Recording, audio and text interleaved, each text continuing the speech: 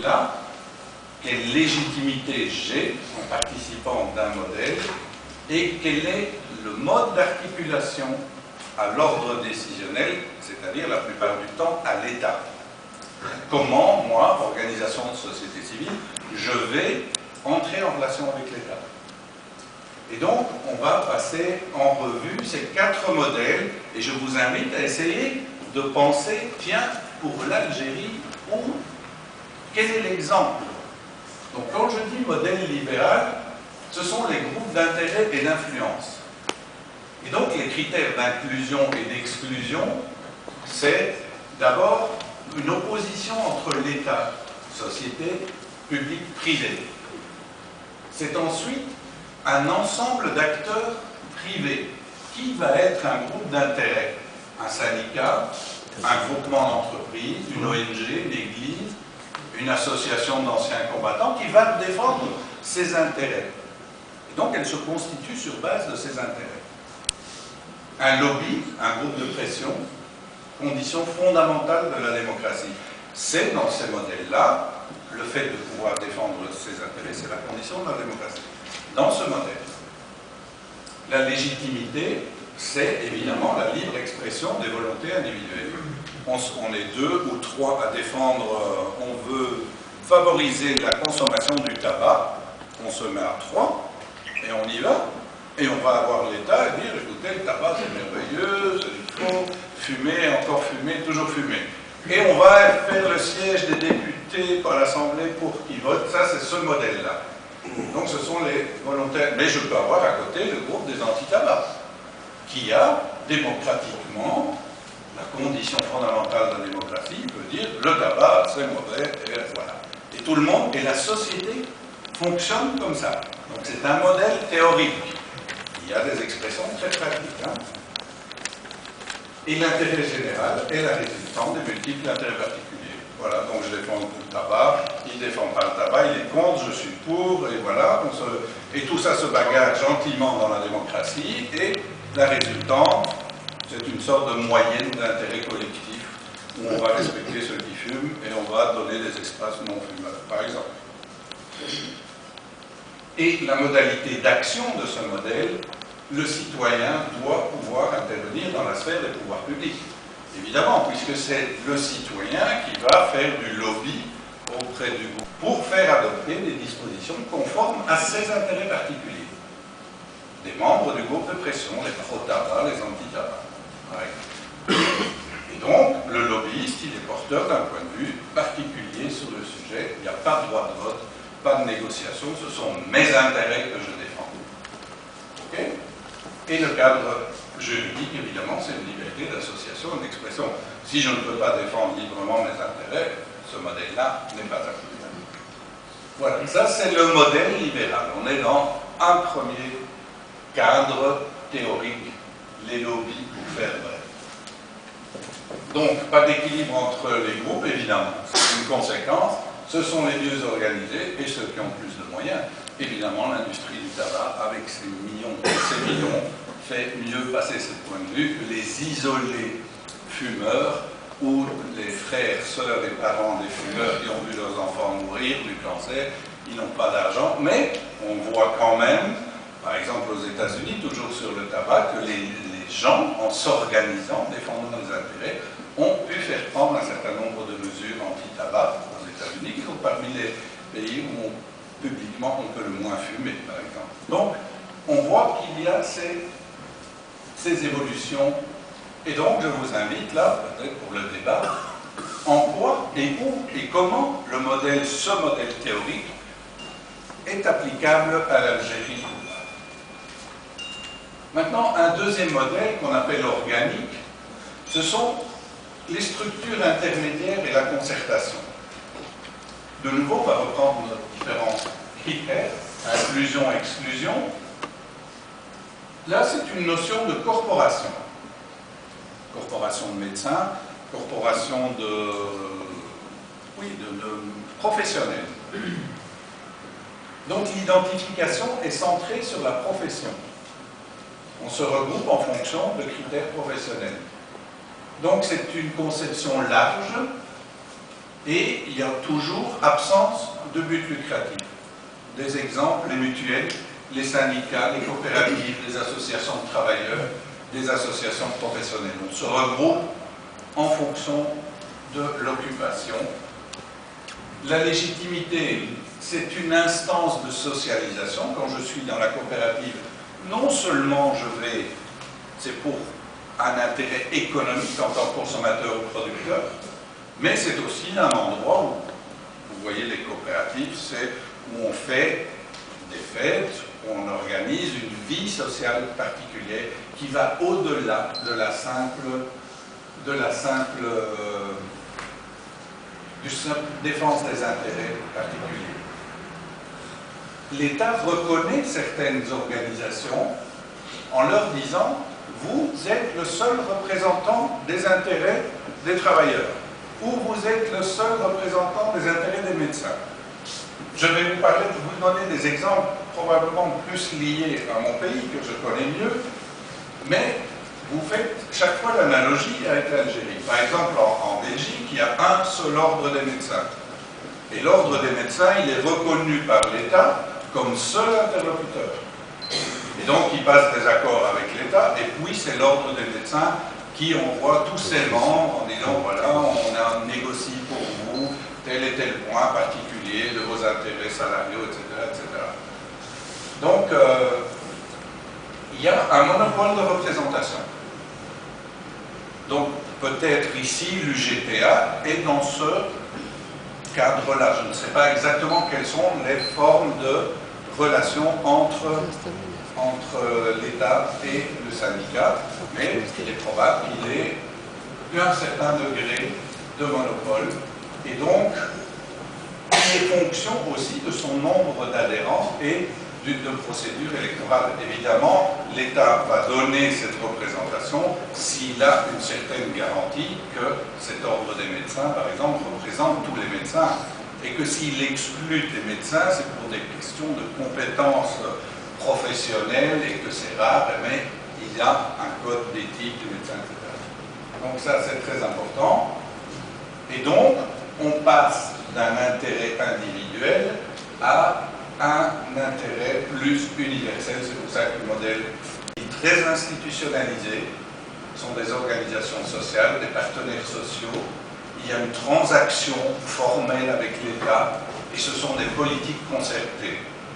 Donc une fois que l'ordre des médecins a géré ces questions en son sein, il arrive avec l'État avec une proposition, il défend ça directement. Donc ça, c'est un deuxième modèle, et l'État, c'est un État social, planificateur, qui intervient dans la société, et la société civile est un corps intermédiaire entre l'État et le citoyen. Donc elle va défendre collectivement les intérêts des citoyens. Et donc il y a des concertations organisationnelles. Et évidemment, les délibérations ne sont pas publiques. Ce n'est pas une démocratie publique. Donc l'ordre des médecins, quand on discute des thèmes à l'intérieur de l'ordre des médecins, ce n'est pas quelque chose de public. Des implications importantes en termes technologiques. Et alors il dit, mais j'ai un rapport d'experts. Et qu'est-ce que fait l'opposition politique? Elle va dire, ah, mais je vais produire un contre-rapport d'experts. Donc ça devient des bagarres d'experts. Et donc c'est la délibération de la participation et l'intérêt commun dans un domaine particulier. Et donc là ce serait une troisième voie entre ce qui est la société civile, l'État ou le marché. Et donc centré sur le processus décisionnel, c'est ça qui importe. On prend une décision pour trouver une solution au problème. Et donc, de nouveau ici, le mode d'articulation à l'ordre décisionnel, donc c'est une démocratie, une participation directe, c'est une fluidité, partage d'informations, comparaison des solutions, des associations collaboratives orientées vers le bien commun. En Algérie, ça me fait penser à une association de plongeurs à Annaba, où là je me dis, tiens, peut-être là, ce sont des gens, ils connaissent la réalité, ils vont sortir les saletés de la mer, et puis ils disent, voilà, on a trouvé des solutions, on y va, la municipalité vient, on travaille avec eux, et on peut trouver des solutions au problème. Donc, légitimité pour les 4 modèles, ça c'est important. Rappel, pour le modèle libéral, c'est la libre expression des intérêts. Le modèle organique, c'est la participation des acteurs, avec une représentation tangible, modèle ordre des médecins. Le modèle délibératif, des associations sans but lucratif, avec la formation d'une opinion publique sur une cause, et le modèle politique, les détenteurs d'enjeux. Et donc, arriver à ce point conceptuel par rapport à ce que nous avons vu dans notre démarche, je vous disais les 95 associations, on est un peu embêté quand même, parce que c'est pas évident, vous vous en rendez compte quand je vous demande, faites l'exercice de mettre dans chacun des modèles vos associations ou en Algérie ce que ça représente, et donc on a dû se tourner vers autre chose. Et donc on est allé un peu puiser dans les, je ne dirais pas les vieilles théories, parce qu'elles sont toujours très actuelles, et dans la conception marxiste de la société civile, qui donne une approche quand même intéressante. Qu'est-ce que dit l'analyse marxiste de la société civile? C'est surtout un théoricien, qui est Gramsci, pour ceux qui ont lu les théories sur la société civile. Qu'est-ce qu'il dit? Il dit, dans une société, ce qui prédomine, ce qui est fondamental, c'est le niveau économique, c'est-à-dire la production de richesse. Donc ce sont les moyens de production. Qui détient les moyens de production ont le pouvoir, et ce n'est pas toujours un groupe, c'est souvent des groupes qui s'allient et qui constituent ce que Gramsci a appelé le bloc historique. Mais évidemment, quand ils sont au pouvoir, les détenteurs des moyens de production, donc de la richesse et de la production de richesse, ils doivent faire accepter que ce sont eux les dominants. Et donc, comment faire accepter ça? Il faut accepter ça par des modèles idéologiques que Gramsci appelle la société civile, qui est le relais du pouvoir pour que les citoyens acceptent la domination du bloc historique au pouvoir. Et donc, de nouveau, la société civile, dans cette approche théorique, fait partie de l'État, de la sphère de l'État. C'est un ciment idéologique, c'est-à-dire qui fait accepter, par exemple, Gramsci donne son exemple, il écrivait au siècle dernier, avec une église catholique très forte en Italie, puisqu'il est italien, donc il disait, mais voilà, c'est l'église catholique qui fait accepter qu'il y a des pauvres et des riches, et que c'est comme ça, et que les riches doivent donner un petit peu aux pauvres, et que tout ira bien. Et donc, cette idéologie-là est le relais de ceux, en fait, qui étaient au pouvoir pour dire, citoyens, approuvez notre domination, et donc c'est un relais idéologique, un ciment de la société qui unifie les idéologies pour faire accepter ce modèle de domination. Et donc ce sont les institutions culturelles religieuses qui doivent donner une vision du monde acceptable pour tous, principalement, évidemment, les dominés et les exclus du système. Dans les versions modernes après Gramsci, Althusser et Poulantzas, ils vous parlent. Est-ce que c'est quelque chose où vous pouvez identifier les relais idéologiques d'un bloc historique dominant au niveau de l'État, qui est le lieu de la production de richesses et des échanges, la sphère de l'État, lieu de la gestion de l'espace public, et la société civile, lieu d'expression des citoyens, c'est-à-dire tout ce qui ne relève pas de l'État, ni de l'économie, et qui se situe en dehors de la sphère familiale. Ça, c'est la définition, une approche de la société civile par rapport aux deux autres sphères.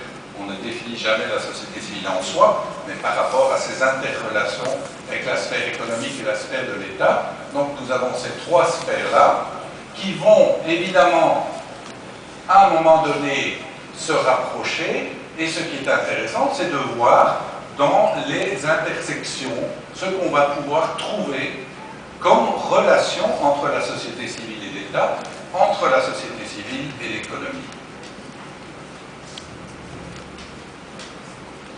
Donc, jusqu'à présent, on a fait la distinction entre acteurs non étatiques. Je vais passer rapidement. Je crois que vous avez bien saisi les 4 modèles et l'approche marxiste. Et donc, on va passer maintenant dans ces sphères-là, dans la sphère de l'État, de l'économie, de la société civile, quels sont les acteurs. Ici, nous sommes maintenant, on atterrit en Algérie. Et donc, nous avons essayé, donc je vous rappelle la méthodologie,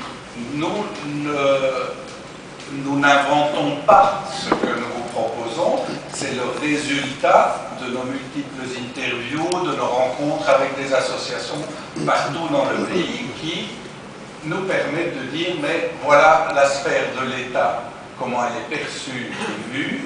J'ai un exécutif avec un président, avec un gouvernement et avec un corps qui apparaît quand même assez fort dans nos entretiens, qui est la DRS. Nous avons un pouvoir législatif avec le Conseil de la Nation et l'APN. Nous avons ensuite une administration qui est très forte dans la sphère de l'État, qui est un pouvoir qui est quand même connoté fort. Nous avons les 3 niveaux que vous connaissez.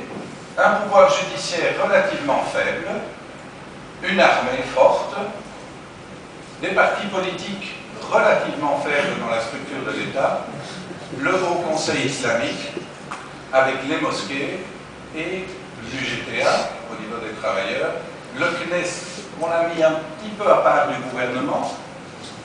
Ça, c'était pour la sphère de l'État. Dans la sphère de l'économie, nous avons un grand poids, évidemment, d'une économie trente avec les hydrocarbures, les ressources minières, petite industrie, agriculture. Ça peut être développé et sera développé de manière analytique dans le rapport, évidemment. Nous avons des investissements étrangers qui sont quand même en augmentation. Nous avons un poids des services publics dans l'économie relativement important, même très important. Un secteur informel très important dans l'économie, c'est-à-dire qu'à partir du moment où vous avez une économie grande qui tourne autour de la production d'hydrocarbures, vous n'allez pas boire votre pétrole le matin, vous allez boire du café. Et donc pour trouver le café, il faut effectivement qu'il y ait tout un circuit de l'économie qui fonctionne au niveau de la société. Et là, le secteur informel est très important. Des transferts financiers des familles algériennes à l'extérieur. A été identifié quand même une forte prédominance d'une économie mémoire qui sont importantes. Les mouvements, c'est par définition ce qui n'est pas structuré, qui peut émerger, qui a un degré de structuration moindre. Et nous avons identifié d'autres parce qu'il était difficile pour nous d'identifier certains groupes, et donc on a mis une catégorie, par exemple, parce que je parlais tout à l'heure je lis le journal, j'essaie de lire tous les associations très difficiles à identifier. Vous pouvez trouver une association qui est très liée à un pouvoir local, par exemple une organisation de jeunesse ou sportive qui dépend directement et dans la structure sociale du village, c'est logique et c'est l'organisation qui défend. Et ça, c'est comment vous voyez ça. Comment voyez-vous le rôle de la société civile? Que ce soit les autorités, les ministères, que ce soit la société civile, que ce soit les représentants des organisations patronales. Comment voyez-vous ça? Donc ça, mais là, de nouveau, c'est 9 wilayas. Par transparent, je vais savoir exactement quelles sont les organisations les plus importantes au niveau algérien. Et donc, on a fait ce petit schéma, évidemment, et voilà, un grand acteur international. Donc on est maintenant dans la sphère publique internationale. J'ai l'Union européenne et la délégation de l'Union européenne. J'ai la France, la coopération française, la coopération belge, espagnole, des Pays-Bas, la coopération décentralisée française essentiellement, les mairies, il y a aussi quelques mairies espagnoles, et ressort, ne me demandez pas pourquoi, le British Council. Donc, ça c'est ce que les associations nous ramènent. Okay? Donc ça, c'est une coopération européenne. Il y en a qui disent, mais l'Italie, par exemple, l'Italie n'est pas parmi. Donc on ne le met pas. On sait que la coopération italienne, on va le mentionner dans notre rapport écrit. Ici, c'est la restitution de ce qu'on nous a dit. Je vois non-européens, les États-Unis, la Suisse et le Canada. Apparaissent des coopérations du sultanat d'Oman, Dubaï et les Émirats arabes unis. Et alors j'ai une coopération importante au niveau multilatéral, ONU-SIDA, Organisation mondiale de la santé, au commissariat aux réfugiés, l'UNICEF, ONU Femmes, le PNUD, et voilà. Maintenant, je suis dans la sphère privée, au niveau international, les ONG non algériennes. Là, j'ai Solidarité Méditerranée, française, Handicap International, Fondation de France, qui a un statut un peu à cheval entre public et privé, mais on l'a mis dans le côté privé, Terre des Hommes, Batik, et des associations algériennes de France. Il y a quand même pas mal de petites associations d'Algériens qui vivent en France, qui aident leur village ou leurs organisations. La Fondation Friedrich Ebert a été mentionnée, même si vous savez qu'elle a quitté l'Algérie, la Konrad Adenauer, le CIS, Solidaridad Internacional Espagne, la Fondation Analim, Global Rights, Global Fund, beaucoup d'entreprises privées. Là, personnellement, j'étais surpris parce qu'on me disait qu'il n'y avait pas beaucoup de financement d'entreprises en Algérie. Il y a quand même beaucoup d'entreprises qui aident des associations algériennes, World Learning, NDI, Amnesty International. Voilà. Maintenant, du côté public algérien. Donc là, je suis dans la sphère publique. Là, vous connaissez tous, donc le MAE, Ministère de la Solidarité, Jeunesse et Sport, Environnement, Culture, Santé, les APC, les APE, les mairies, le Croissant Rouge algérien, les médias publics, les CHU, beaucoup de CHU ont été cités, les universités, la SONATRAC et Commission de droits de l'homme, les juges et tribunaux, la police et la gendarmerie.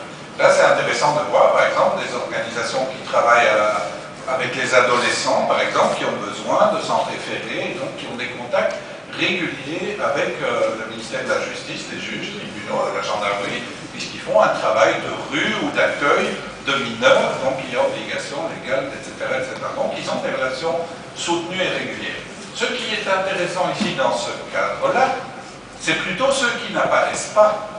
Là où, moi personnellement, j'en ai discuté avec Hamouda, j'étais très surpris, parce que les deux entités algériennes qui sont officiellement en charge par l'État de la société civile, c'est le ministère de l'Intérieur et c'est le CNES.